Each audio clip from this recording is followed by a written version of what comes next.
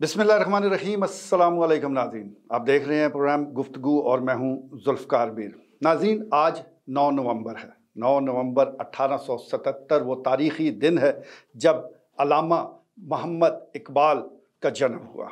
ये अहम दिन वो हम किस तरह मनाते हैं, ये कोई ढकी छुपी बात नहीं है।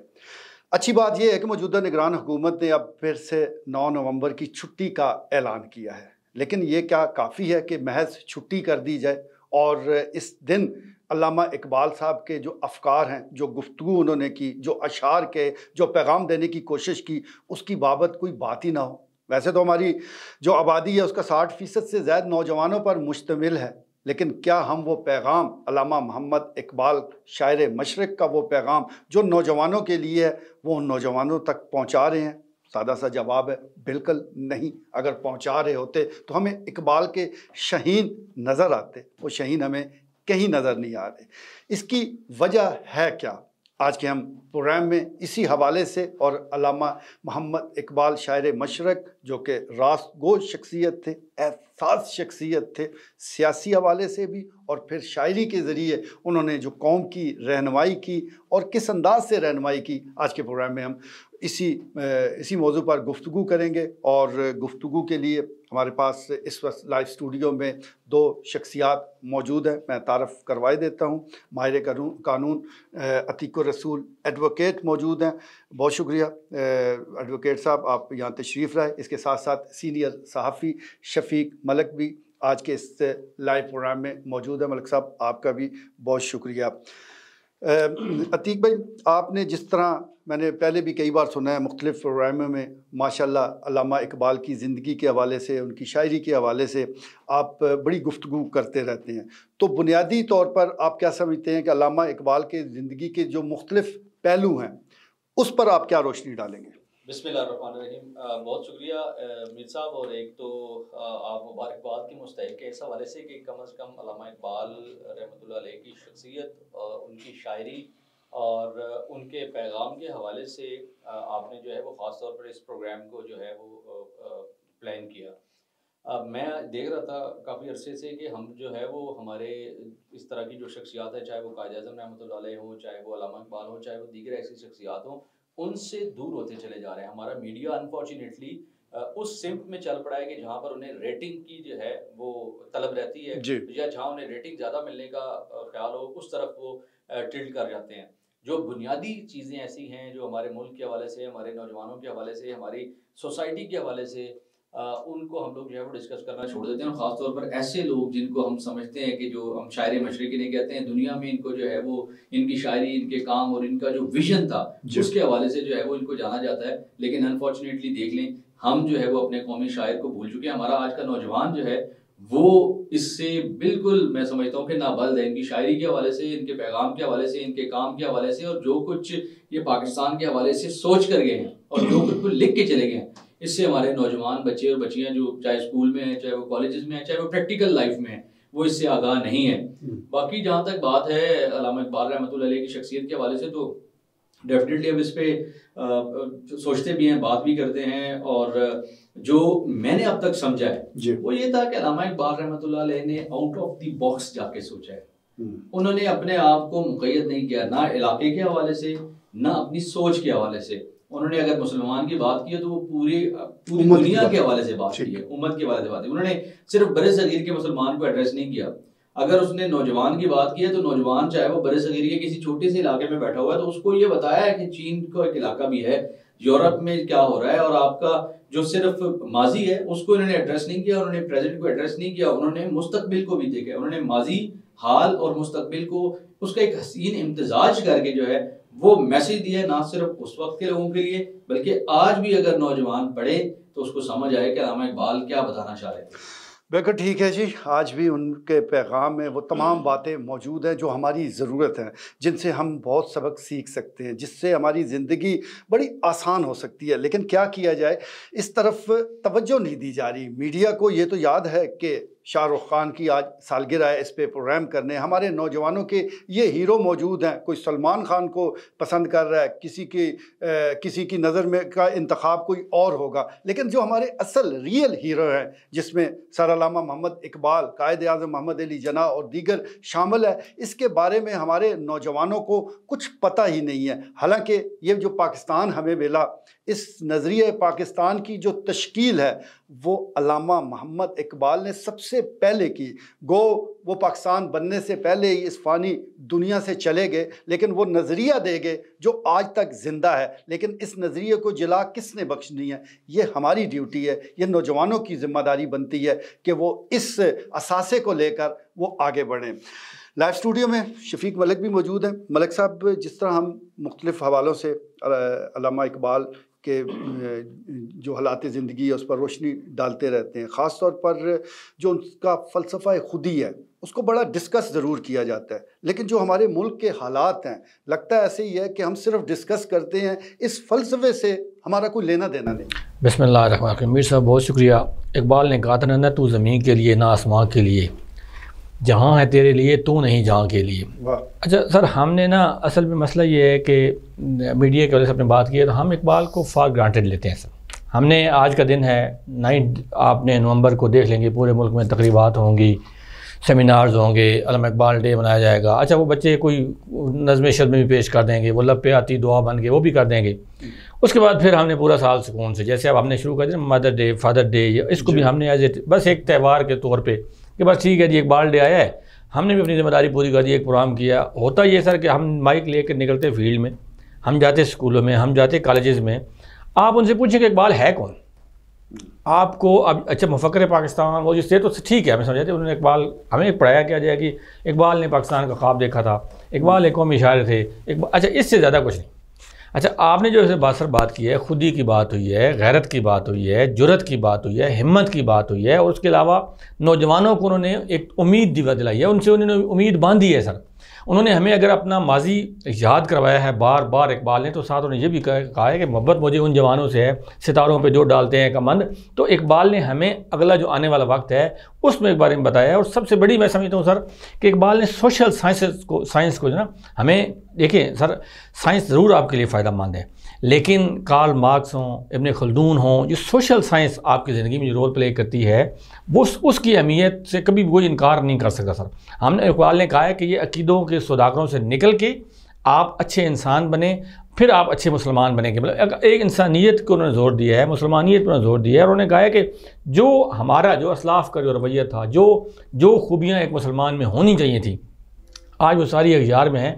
इकबाल ज़ाहिर है बाहर से जब वो पढ़ के आए हैं तो उन्होंने एक एक चीज़ बताई है कि भाई ये जो मोमिन की मीरास है, इल्म सर मोमिन की मीरास थी, दयानतदारी मोमिन की मीरास थी, सच मोमिन की मीरास थी, जुरत, हमीयत, गैरत, सारी आप अगर देखें तो सारी उनकी शायरी जो है वो उससे भरी पड़ी है सर।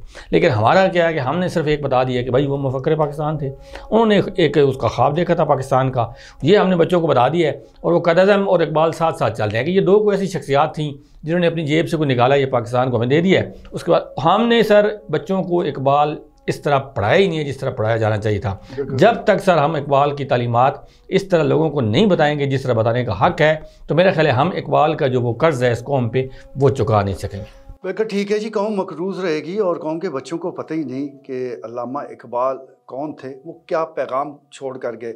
हम अक्सर जिक्र करते रहते हैं सुकरात का, बुकरात का, अफलातून के बारे में पढ़ते हैं, कन्फ्यूशियस कौन था उसके बारे में हमें फ़िक्र रहती है, लेकिन जो बैरून ममालिक के लोग हैं, तुर्की, ईरान और जहाँ जहाँ पर भी फ़ारसी ज़बान समझी जाती है, वो लोग सर अल्लामा मोहम्मद इकबाल को पढ़ते हैं, उससे रहनुमाई हासिल करते हैं। तो कितने अफसोस की बात है कि ये जो हमारे हीरो जो हमारी रहनुमाई के लिए बहुत कुछ लिख कर गए हैं, लेकिन हमें तौफीक नहीं है कि हम उनको पढ़ें, उनकी किताबें खोलें, जानने की कोशिश करें कि उनका पैगाम हमारे लिए था क्या।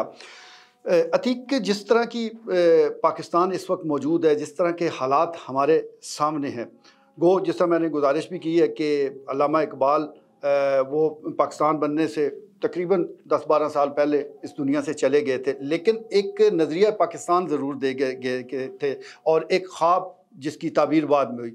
तो वो पाकिस्तान क्या ऐसा ही होना चाहिए था? अल्लामा इकबाल के सामने अगर हम ये पाकिस्तान पेश करें, वो खुश होंगे? देखिए अल्लामा इकबाल का एक बड़ा मशहूर शेर है, सबक फिर पर सदाकत का, अदालत का, शुजात का, लिया जाएगा तुझसे काम दुनिया की इमामत का। आप इन 3 वर्ड्स को देखें, सदाकत, शुजात और अदालत। आप कैसा पाकिस्तान चाहते हैं? अगर आप सिर्फ इस एक नौजवान से हटके, आप एक सोसाइटी से हटके आप पूरे मुल्क की बात करें, OIC का हम जिक्र करते हैं, 57 ममालिक की एक तंजीम है, 2 अरब के करीब मुस्लिम हैं, और उनको ये देखें ना, मैसेज अगर आप इसको यूँ फैलाएं तो आपको समझ आ जाएगी।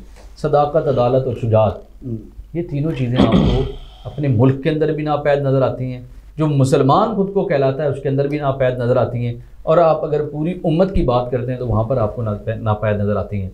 अगर इनके अंदर सदाकत हो, इनके जज्बों में सच्चाई हो, इनका ईमान पुख्ता हो, ये अंदर शुजात रखते हों, तो कौन सी ऐसी ताकत है जो अदालत और इंसाफ और जो बराबरी को, इक्वालिटी की जो दुनिया बात करती है, उसको ये ना हासिल कर सके।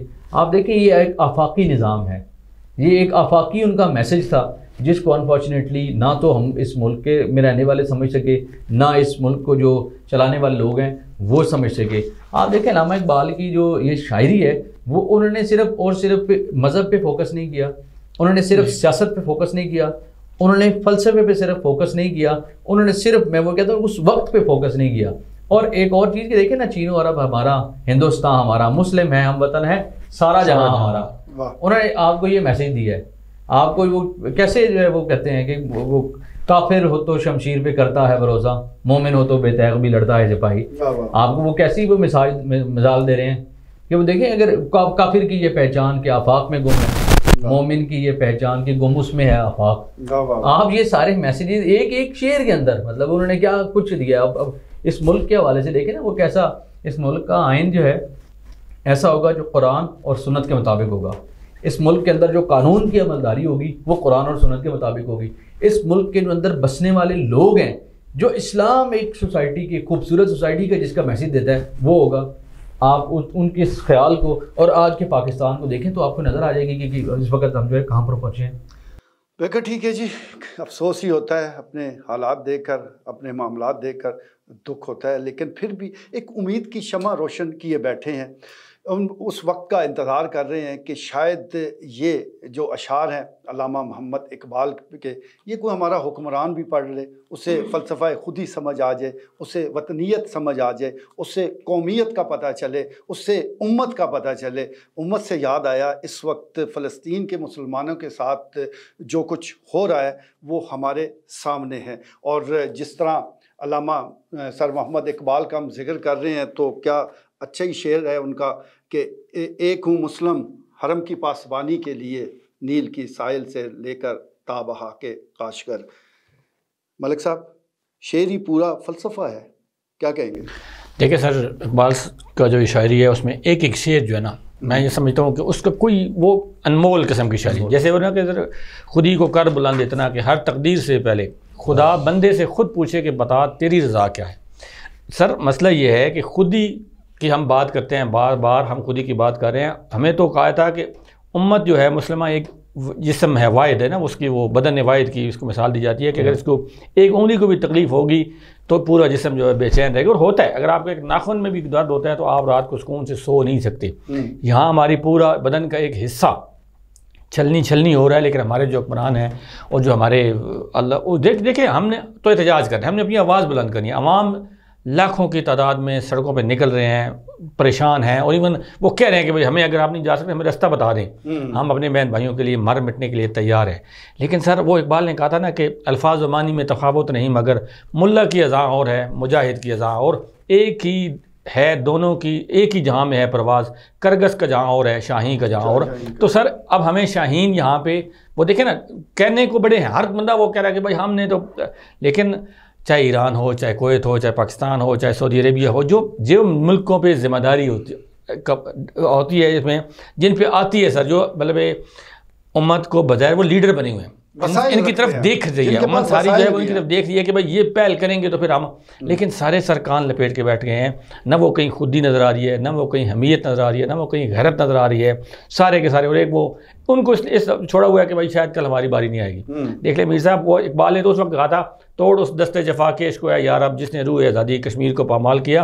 तो वो तो उस वक्त देख रहे थे कि इनके हालात अब आने वाले दौर में कैसे होंगे। लेकिन हमने अपने आप को अब साइड लाइन होते होते होते आज अगर हमने सिर्फ ये एटमी ताकत, वो जो है हम एटमी ताकत हैं, हमने एटम में उसकी हिफाजत करनी पड़ रही है बजाय इसके कि वो हमारी हिफाजत करता। अब हमें एटम अपने छुपाने पड़ रहे हैं, हमें रखने पड़ रहे हैं। IMF हमारे ऊपर हम एक बात जो है वो हम उनकी वो हमें, आप देखें आज एक नई कुछ शराइत आ गई हैं कि जो लोग आपके टैक्स नेट में रह गए हैं उनको भी लें, उनको भी उसमें शामिल करें। रोज़ाना एक नई शर्त आ रही है। तो वो कर्ज़ की पीते थे मैं सर, वो हमारा हाल है जब हमने रुआ बाल हमारा कर्ज़ों में जकड़ा हुआ है सर, और हम उन्हीं के मकरूज़ हैं, हम यहूदियों के मकरूज़ हैं सर। मतलब इस वक्त अगर यहूदी जो है वो पूरी दुनिया की मईशत को कंट्रोल कर रहे हैं सर, तो आज हमारे पास उनके जो ब्रांड चल रहे हैं सर, कितने हमने छोड़े। चले हमें ये थोड़ा सा ये चाहिए कि गवर्नमेंट लेवल पे चले, आप नहीं जा सकते, आप बम नहीं भेज सकते, आप बारूद नहीं भेज सकते, तो कम से कम आप एक गवर्नमेंट की पॉलिसी तो कम से कम दे देंगे यार, इन चीज़ों का बाइकाट कर लें। माशी तौर पर आप यकीन करें कि आज वो 70% उनकी सेल डाउन हो गई है। सिर्फ लोगों ने अपने तौर पे कोशिश की है, तो उन कंपनियों को फिक्र पड़ गई है कि यार नहीं पेप्सी को भी मैकडोनल्ड को भी जो उनकी कंपनियां हैं कि भाई अब हमें इस पर रिव्यू करने की ज़रूरत है। हम आज इकबाल को डिस्कस कर रहे हैं। इकबाल ने हमें ये पैगाम बिल्कुल नहीं दिया था सर जिस पे आज हम अमल पैरा हैं। हमें इकबाल की फ़िक्र को लेके आगे चलने की ज़रूरत है, ताकि वो अहमियत नाम था जिसका गई तैमूर के घर से, वो इस तरह का कोई शेर भी है। तो हमें सर हमीयत का मुजाहरा करना चाहिए, गैरत का मुजाहरा करना चाहिए, जुर्रत का मुजाहरा करना चाहिए, और जो हमारे वो मजलूम भाई हैं उनकी मदद खुल के। अब इस के बाद क्या रह गया? मतलब देखिए आप उन्होंने कह दिया कि हम अब एटम बम भी अगर इस्तेमाल करना पड़े हम करेंगे, तो भैया आप किस चीज़ का इंतजार करें? क्या उनके ओवर मलिया मेट होने का, मरने का इंतजार कर रहे हैं? उसके बाद आप उठेंगे, खुदा रहा मेहरबानी करें इस इकबाल डे से कुछ थोड़ी सी हिम्मत जुर्रत लेके तो कोई अपना अहमियत का मुजाहरा करें। बिल्कुल ठीक है जी, अहमियत की ज़रूरत है। और जिस तरह का जुल्म सितम फ़लस्तीन में हो रहा है, कश्मीर में हो रहा है, तो इन लोगों का कोई और कसूर नहीं है। इनका कसूर सिर्फ यही है कि वो मुसलमान हैं। और आप अंदाज़ा कर सकते हैं कि वहाँ पर हालात कितने बुरे हैं। आज मैं एक डॉक्टर का वीडियो बयान देख रहा था, वो हालत ज़ार बताते बताते रो पड़ा, और उसका कहना था कि मैं खुदा के पास जब जाऊँगा तो इन जो ये अरब ममालिक के हुक्मरान हैं, जो मुस्लिम ममालिक के हुक्मरान हैं, मैं इनकी शिकायत ज़रूर अल्लाह से करूँगा। और वो ये कहते हुए ज़ारों कतार रो पड़ा। ये आम आदमी हैं, ये आम आदमी के जज्बात हैं। लेकिन जिन लोगों ने फ़ैसला करना है वो न जाने कौन सी दवा पीकर सोए हुए हैं।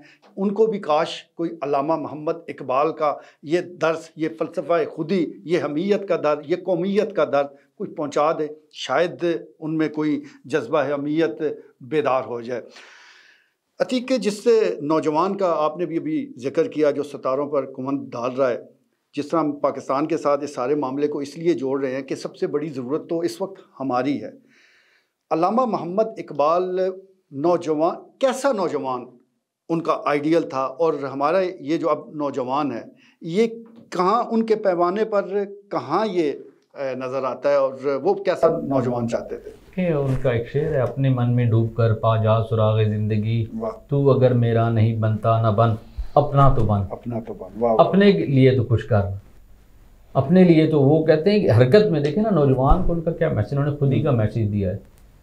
उन्होंने अपने उनके बेटे ने जब ख़त लिखा था ना कि वहाँ से कोई चीज़ उसने मंगवाने की कोशिश की, तो अल्लामा इकबाल ने भी उसको बड़ा मैसेज दिया था कि मेरा तरीक़ अमीरी नहीं फ़कीरी है, खुद ही न बेच गरीबी में नाम पैदा कर। आप देखिए इस चीज़ को समझें, अल्लामा इकबाल का मैसेज बड़ा वाज़ेह था कि जो कुछ आपके पास है, आपके पास जितनी तवानाई है, आपके पास जितने रिसोर्सेज हैं, आप उनको यूटिलाइज़ करें। आप किसी की तरफ नज़र उठा के ना देखें कि वो कोई मुझे देगा उसके बाद फिर मैं अपना जो है वो काम शुरू करूँगा। मैंने कहा जी आप खुद अपने पास, अपने अंदर जो कुछ आपकी सलाहियतें हैं, अपने अंदर रब की ज़ात ने जो आपके ताकत और तवानाइयाँ और शऊर और अक्ल वो दे रखी है, आप उसको इस्तेमाल करें। आप उस सितारों पे कमेंट डालने की जब वो बात करते हैं तो वो ये क्या कहते हैं कि आप वो क्या, आप जो है वो उंगलियाँ डालना शुरू कर दें। आप अपने अक्ल को इस्तेमाल करें, अपनी जो आपके अंदर रब की ज़ात ने सलाहियतें रखी हैं उनको जानें, उनको पहचानें और उनको यूटिलाइज़ करें। आप देखें सोशल मोबिलाइजेशन का सबसे बड़ी जो है वो इसकी डेफिनेशन यही है कि आपके पास जितने रिसोर्सेज अवेलेबल हैं, जो कुछ आपके पास अवेलेबल है, आप उसको यूटिलाइज करते हुए अपने लिए बेहतरी का सामान पैदा करें। ये अल्लामा इकबाल का पैगाम था नौजवान के लिए। आज का नौजवान क्या है, वो अपने माँ बाप को देख रहा होगा कि मेरे बाप ने जो है वो आज कमाई करनी है और मुझे ये जहाँ तक पहुँचाना है, उसके बाद फिर मेरी आगे जो है वो कार्रवाई शुरू होगी, मैं जो कुछ भी करूँगा। और वो ओवरऑल आप देखें 60+ एज जो है वो आपकी आबादी की वो नौजवानों पर मुश्तमिल है, चाहे वो बच्चियाँ हैं चाहे वो बच्चे हैं। लेकिन आप उनकी ये देखें कि वो प्रोडक्टिविटी में की हवाले से क्या कर रहे हैं, उनकी चाहे एजुकेशनल, चाहे वो इस अपनी ज़ात के हवाले से वो कितने प्रोडक्टिव हैं, वो क्या एक दिन का 24 घंटे का जो टाइम स्पैन है वो किस चीज़ में गुजार रहे हैं। वो आपको मोबाइल यूज़ करते हुए नज़र आएंगे, आपको डाटा जो है वो सर्व करते हुए नज़र आएंगे, सिर्फ मोबाइल डाटा यूज़ हो रहा है, चाहे वो फजूल किस्म की टिकटॉक्स हैं और इस तरह की वीडियोज़ पे चल रहे हैं। बजाय इसके कि वो ऐसे काम करें, वो ये करें कि जो फिज़िकली उनको जो है वो हेल्प आउट भी करें और फिज़िकली वो ऐसा काम करें कि जो प्रोडक्टिव हो उनकी सोसाइटी के लिए भी, उनके मुल्क के लिए भी। आप दुनिया की जितनी कौमें, आप चाइना का जिक्र करते हैं, आप US का, आप कनाडा का, आप जापान का, आप कोरिया का, ये तमाम जो तरक्की याफ्ता ममालिक हैं, उनमें आप देखते हैं कि नौजवान जैसे जैसे जाते हैं, वो एक तरफ हम उनको ये एतराज़ करते हैं कि वो इंडिपेंडेंट हो जाते हैं, वो किसी की रिस्पेक्ट नहीं करते, यार वो ये नहीं करते, वो नहीं करते। आप उनकी तरफ ये देखें कि उनके मामलात किस तरह के हैं। आपका जो है वो पैगाम, फिर मैं मज़हब की तरफ जाऊंगा, फिर मैं आपकी सोसाइटी की तरफ जाऊंगा, आपका पैगाम क्या है। हमारा नौजवान जो है वो इस्लाम से भी दूर है, हमारा जो है वो तालीम कुरान से भी दूर है, हमारा जो हुज़ूर नबी करीम सल्लल्लाहु अलैहि वसल्लम की तालीमात हैं उससे भी हमारा नौजवान उन तालीमात से भी दूर है। हमारा नौजवान जो हमारी कल्चर था, हमारी जो कल्चरल वैल्यूज़ थी, हमारी जो मोरालिटीज़ थी, हमारा नौजवान उनसे भी दूर है। तो ये सारी चीज़ें आप देखें, जब हमारा नौजवान इतना दूर इन सारी चीज़ों से चला जाएगा तो वो फिर क्या हासिल करेगा। तो ठीक है जी, हमारा नौजवान हमें हर चीज़ से दूर नज़र आता है। एक बेरा रवि है जो बहुत से नौजवानों में हमें नज़र आ रही है, कोई डायरेक्शन नहीं है, डायरेक्शन लेस से ये आगे बढ़ रहे हैं और यही मेरे ख़्याल में हमारा मसला नंबर 1 है। और दूसरा, जिस तरह अतीक इशारा कर रहे हैं अनथक मेहनत के बारे में, तो अनथक मेहनत तो ये तमाम जो हमारे लीडरान हैं, जो हमारे हीरोज़ हैं, ये इनका पहला सबक हुआ करता था। कायदे आज़म की ज़िंदगी हमारे सामने है। सर अल्लामा मोहम्मद इकबाल ने जिस तरह उम्र गुजारी, ख़ास तौर पर मैं उनकी जो ज़िंदगी के आखिरी 3 साल है उनका जिक्र करना चाहूँगा। आखिरी 3 साल वो काफ़ी बीमार रहे, लेकिन बीमारी के बावजूद ये जो काम है दर्स व तदरीस का, पैगाम का, कौम को बेदार करने का, ये उन्होंने मुनक़ता नहीं किया, इसको जारी रखा और अपना जो पैगाम है वो कौम तक पहुंचाने की कोशिश जारी रखी। और यही वजह है कि फिर एक वक्त आया, उसी पैगाम, उसी नज़रिए की बुनियाद पर आज अल्हम्दुलिल्लाह हम आज़ाद वतन में सांस ले रहे हैं।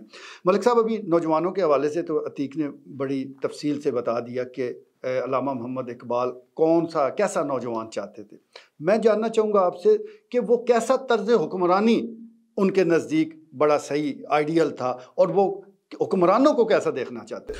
सर जी, वो जमहूरियत जो हमारे पास है इसके तो वो कायल नहीं थे कि जो जमहूरियत मतलब वो कहना जिस खेत से देकां को न मुयसर न हो रोज़ी, उस खेत के हर खोश है गन्नम को जला दो, एता अल्लाह होती उस रिज़्क़ से मौत अच्छी, जिस रिज़्क़ से आती हो परवाज़ में कोताही। तो वो इसके नहीं थे कि भाई जो जमहूरियत जिन चंद लोगों को आप ऊपर ख़ानदानों को बिठा दें और नीचे जो है वो मतलब वो जमहूरियत हो कि जो जिसमें कहते हैं by the people for the people, and वो उस तरह की जमहूरियत है कि जिसको वाकई जो हुक्मरानी, जो खुलफाए राशिदीन का निज़ाम था, जिसमें एक उसकी जो सुल्तान था उसकी और एक मज़दूर की तनख्वाह बराबर थी, वो उस हुक्मरानी के कायल थे। वो ये नहीं कहते थे कि जनाब आप जो है चंद लोग जो है वो प्रोटोकॉल के नाम पे इस मुल्क के तमाम वसाइल को जो है यरगमाल बना लें और फिर उनके ऊपर चढ़ के बैठ जाएं।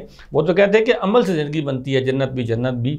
ये खाकी अपनी फितरत पे न नूरी है नारी है कि काम करो, अपने आप को इस काबिल बनाओ, दुनिया के मुकाबले खड़ा करो। कभी भी उन्होंने ये नहीं कहा कि भाई आप ये कहें कि भाई तरक्की करने से आप रुक जाएं, पीछे आगे न बढ़ें, ये बिल्कुल भी नहीं था। लेकिन उनके नज़दीक जो तर्ज मीर साहब था वो सिर्फ वही था कि उनकी बार बार वो खुलफाए जैसे राशिदीन की अबे न सबक पढ़, सदाकत का, अदालत का, शुजात का लिया जाएगा। और ये किसकी है? सदाकत जो है वो सदीक़ अकबर रज़ियल्लाहु अन्हु से थी, अदालत जो है फ़ारूक आज़म से थी, सखावत उस्मान गनी से थी और शुजात जो है वो अली वजू से मंसूब थी। तो उनकी शायरी में जो है ना, आप कभी भी आपने देखे ना, वो जैसे अल्लाह ने कहा ना कि अमल से ज़िंदगी बनती है, ये तो कुरान पाक में पढ़ा था कि आपने जो करेंगे वही आप उसका जो इंसान करता है उसको। तो उनकी जो शायरी थी वो आपको मोटिवेशन मतलब उसमें बेशुमार थी सर। चाहे वो नौजवान थे, चाहे वो हुक्मरान थे, चाहे वो बूढ़े थे, चाहे वो ख़वातीन, बच्चे, तलबा, तलबात, हर किस्म की जो है सोसाइटी के जो लोग थे उनको उन्होंने एड्रेस किया और उन्होंने एक उम्मीद दिलाई है। और उसको अगर सर हम उस पर देखें ना, हमने मुल्क हासिल कर लिया। अगर हमने इकबाल की तालीमात पर यकीन करें उसमें 10% अमल किया होता ना सर, तो आज हमारी हालत ये ना होती जो आज है। बिल्कुल ठीक है जी। बात वही बात है कि अमल के ज़रिए ही तब्दीली हो सकती है। और जिस तरह हम हज़रत अल्लामा मोहम्मद इकबाल की शख्सियत के मुख्तलिफ़ पहलुओं पर गुफ्तगू कर रहे हैं, तो इसमें कोई दो राय नहीं कि वो हमजहत शख्सियत थे। उन्होंने जब बुज़ुर्गों को मुखातब किया, ऐसा लगा कि उनका कलाम और उनका मुखातब सिर्फ बुज़ुर्ग ही हैं। लेकिन जब नौजवानों की तरफ रुख किया तो उनके अशार में वो सारी चीज़ें हमें नज़र आई, ऐसा लगा कि वो सिर्फ नौजवानों के शायर हैं। लेकिन जब उन्होंने बच्चों पर कलम उठाया और ख़ास तौर पर बांगे दरा सामने आई, फिर उसमें मुख्तलिफ नज़में जिसमें एक परिंदा और जुगनू, पहाड़ और गुलहरी, माँ का ख्वाब और दीगर शामिल हैं, तो वो बिल्कुल बच्चों के सतह पर आकर उन्होंने बच्चों को मुखातब किया। अतीक, आपने भी यकीनी तौर पर ये नज़में पढ़ी होंगी, तो जहाँ उन्होंने नौजवानों को, बुज़ुर्गों को, हुक्मरानों के लिए लिखा, वहीं वो समझते थे कि जब तक बच्चों की सही तरबियत नहीं होगी उस वक्त तक एक वो कौम या वो उम्मत नज़र नहीं आ सकती जिसका ख्वाब अल्लामा इकबाल देख रहे थे। देखें, इसमें ना सिर्फ बच्चों के लिए बल्कि बड़ों के लिए भी मैसेज था। मैं इत्तफाक से, अल्लाह की ज़ात जन्नत नसीब करे जनाब मजीद मलिक साहब को, मुझे इत्तफाक हुआ प्रेस क्लब में उनकी मौजूदगी में जर्नलिस्ट से जो है वो बात करने का, कुछ चीज़ें शेयर करने का। तो मैंने मकड़ा और मक्खी वाली जो नज़म है उसका मैंने फिर हवाला दिया था अल्लामा इकबाल की। वो बड़ी खूबसूरत नज़म है। उसमें क्या खुशामद का बुनियादी तौर पर मैसेज है।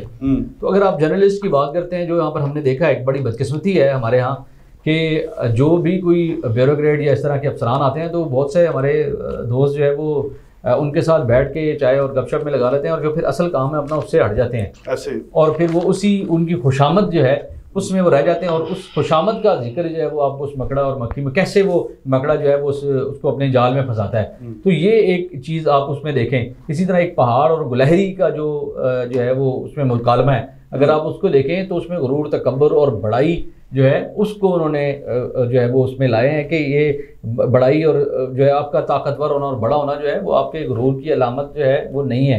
आप इस चीज़, किसी चीज़ पर भी गुरूर नहीं कर सकते। आप जो है वो अपने आप को आजिज़ी में और इंकिसारी में रखें।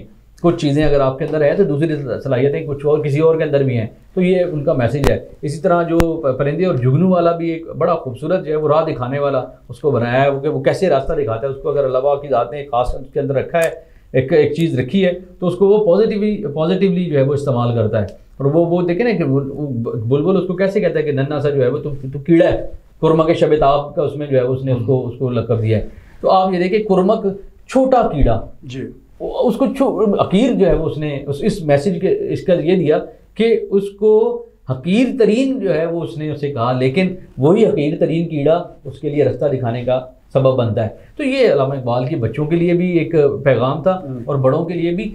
जो शख्स चाहे, जहाँ चाहे, इससे मैसेज जिस तरह का चाहे जो है वो हासिल कर सकता है। बिल्कुल ठीक है जी। जो मैसेज आप लेना चाहते हैं, ये मुकालमे होते ही इसलिए हैं, ज़रूरी नहीं कि जिसको मुखातब किया जा रहा है सिर्फ वही हो। ये वो पैगाम होता है जो आप जिस मर्ज़ी एज में हैं उसको हासिल कर सकते हैं। और यही अल्लामा इकबाल की खूबी थी कि जब वो बोलते थे, जब वो कुछ कहते थे, तो वो अगर कोई भी ज़रा तवज्जो के साथ पढ़ ले तो उस पर फिर बड़ा असर होता है। अच्छा मलिक साहब, बाकी डिस्कशन तो माशाल्लाह काफ़ी हो चुकी है। सबसे बुनियादी एक चीज़ वो तालीम है। तो जो निज़ाम तालीम है उसमें हम क्या तब्दीलियाँ वो ला सकते हैं ताकि हमारे जो बच्चे हैं, हमारे जो नौजवान हैं, इन तक अल्लामा मोहम्मद इकबाल का वो पैगाम जो पहुंचना चाहिए उस सूरत में उन तक पहुंचे। देखें मीर साहब, हमने इकबाल का पैगाम इतना ही पहुंचाया है कि वो लब पे आती है दुआ बन के तमन्ना मेरी ज़िंदगी शम्मा की सूरत हो खुदाया मेरी, वो भी अब ख़त्म हो गया। वो पहले मतलब आपके और मेरे दौर में शायद वो चलता था कि सुबह सुबह बच्चे आते हैं असम्बली में आके ना, तो वो पहले दुआ वो पढ़वा देते थे, उसके बाद अब वो भी नहीं है। तो इकबाल की जो फ़िक्र है सर, वो तो यार उसने कहा था नहीं है तेरा नशेमन कसे सुल्तानी की गुम्बद पर, तो शाही है बसेरे कर पहाड़ों की चरणों में। तो हमें तो वो बच्चों को पढ़ाना है सर, बच्चों को जब तक आप वो क्वालिटी एजुकेशन की हम बार बार बात करते हैं, मैंने यहाँ पे सोशल साइंसेस की बात की थी हमारे पास। सर जी अब देखें कौन दोबारा कोई ये जावेद अहमद गामदी कौन सा हमारे पास तैयार हुआ है, कौन सा मौलाना मौदूदी तैयार हुआ है, कौन सा दूसरा नीचे पे तारिक जमील हमारे पास तैयार हुआ है। हमारे सोशल साइंसेज या एक वो जवादी साहब हैं, वो अल्लामा सैयद जवाद नकवी, उनको वो भी हैं। देखिए हमें इस तरह के लोग अब ज़रूरत हैं जो इस माशरे को जोड़ के रखें, जो आगे लेके चलें, जो माशरे की बात करें। मैंने पहले कहा था अकीदों के सौदागरों से निकलने की अब ज़रूरत है सर। हमें इकबाल की फ़िक्र, जो इकबाल हमें बताया है कि भाई वो कभी ए नौजवान मुस्लिम तदब्बुर भी किया तूने, वो क्या गर्दू था जिसका है टूटा हुआ तारा। हमें सर उस तरफ अब जाने की ज़रूरत है कि तदब्बुर की ज़रूरत है, फ़िक्र की ज़रूरत है कि जो देखिए साइंस हम नहीं कह रहे कि साइंस ना पढ़ाएं, लेकिन सोशल साइंस जो है ना सर, जैसे हमारे साथ वकील साहब बैठे हुए हैं, ठीक है, प्रोफेसर्स हैं, इनोवेटर्स हैं, थिंकर्स हैं, स्कॉलर्स हैं, मतलब वो भी तो हमें सोसाइटी में चाहिए ना सर, कि हमें सिर्फ यहाँ पे इंजीनियर और डॉक्टर चाहिए नहीं यार, इस तरह हमारी सोसाइटी फिर आगे नहीं बढ़ सकती सर। आपको हर मकतबा फ़िक्र का लोग जो है उनको आपको प्रमोट करना पड़ेगा और उनको इकबाल की फ़िक्र पढ़ानी पड़ेगी। जब हमारे पास ऐसे लोग निकलेंगे फ़िक्र इकबाल पे, और इकबाल को लोग पढ़ेंगे सर, इसे बतौर सब्जेक्ट इसको तालीम में है तो बज़ाहिर हमने क्यों, इकबालियात का पूरा सब्जेक्ट भी था, उसमें लोग PhD भी कर रहे हैं सब कुछ, लेकिन आप बचपन से बच्चों को एक फ़िक्र इकबाल पढ़ाना शुरू करें सर। सिर्फ एक दिन पे मौकूफ़ ना हो कि 9 नवंबर आए हम फिर बैठ जाएँ और उसके बाद हम कहें जी आज इकबाल को डिस्कस करना है सर, नहीं, इसको रोज़ डिस्कस होना चाहिए। ये जो तालीमात हैं इकबाल की, ये रोज़ बच्चों के जन्म में डेली जाएँ कि इकबाल हमसे क्या उम्मीद रखते थे, तब जाके हमारा मुल्क और माशरा जो है वो उस फ़िक्र की तरफ जा सकता है जो इकबाल ने जो ख्वाब देखा हुआ था। बिल्कुल ठीक है जी, फ़िक्र इकबाल की हमें फ़िक्र करनी पड़ेगी और ये कैसे बच्चों को पढ़ाया जाए, उनमें मुंतकिल किया जाए, वो नज़रियात उनके सामने रखे जाएं। जब तक इसकी फ़िक्र नहीं होगी तो हमें फिर उस वक्त तक मुल्क की फ़िक्र रहेगी, क्योंकि वो माशरा जिस किस्म का सर अल्लामा मोहम्मद इकबाल देखना चाहते थे वो पाकिस्तान में फ़िल वक्त तो दूर दूर तक नज़र नहीं आता, लेकिन उम्मीद वो ज़रूर रखनी चाहिए। अतीक, अब आपके सामने आखिरी सवाल है। जिस तरह तालीम की बात हो रही है तो हम जब भी अल्लामा साहब का कलाम पढ़ते हैं तो एक तरफ तो साफ़ लगता है कि वो तरक्की के मुखालफ नहीं है, लेकिन साथ साथ वो तारीख़ इस्लाम से भी जुड़े हुए हैं। तो आज के इस दौर में ये तवाज़ुन हम कैसे बरकरार रख सकते हैं? देखिए बड़ा सादा सा आपका दीन इस्लाम अल्हम्दुलिल्लाह, वो भी आपको दुनिया में रहकर दीन का काम करने की जो है वो बात करता है। आप कुरान पाक में देखिए ना, बड़ी वाज़ेह रब ने जो है वो चीज़ें लिख दी हैं, लैसा लिल इंसान इल्ला मा सा, इंसान के लिए वही कुछ है जिसकी उसने कोशिश की है। अब वो कोशिश कितनी ही करता है तो उसको आपको ये समझ आ जाएगी कि इंसान ने जितनी मेहनत करनी है, रब की ज़ात ने जो है वो उसको इतनी सलाहियतें और इतनी ताकत उसको दी है कि वो अगर एफर्ट करे तो उसका कुछ ना कुछ नतीजा जो है वो निकल सकता है।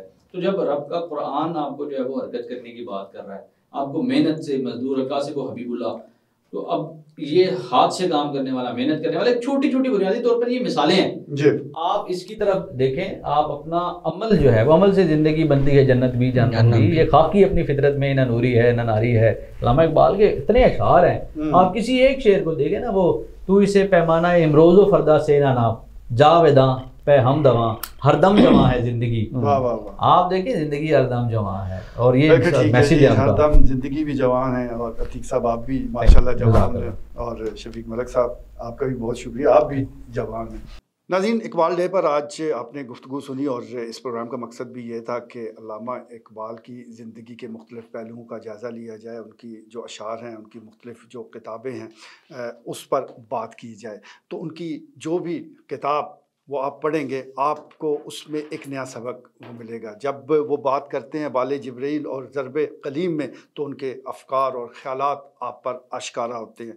बांगे दरा की मैंने बात की है, वो बच्चों को मुखातब कर रहे हैं। इसी तरह शिकवा और जवाब शिकवा जब आप वो पढ़ते हैं तो शिकवा में वो सारी चीज़ें हैं जो एक गुनाहगार बंदा सोचता है, जो कह तो नहीं सकता लेकिन दिल में बात रखता है। तो अल्लामा इकबाल ने अपने अशार के ज़रिए उस चीज़ को वाज़ह किया, लेकिन फिर जवाब शिकवा भी लिखा और उन बंदों को जवाब दिया। तो ये सारे एक जो फ़लसफ़ा है वो हमें उनके कलाम में नज़र आता है। लेकिन बदकिस्मती के साथ हम अल्लामा इकबाल की ज़िंदगी के बारे में कुछ नहीं जानते। उनके अशार, उनकी किताबें, उनके अफ़कार, उनकी तकारीर किसी बारे में भी हमारी जो मालूमात है बहुत ही नाकस हैं। तो इस सिलसिले में जो हुकूमत है, जो रियासत है, उसको कलीदी किरदार अदा करना होगा।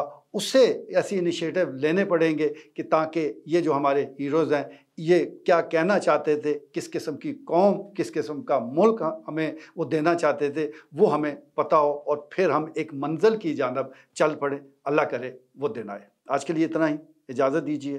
अल्लाह निगहबान।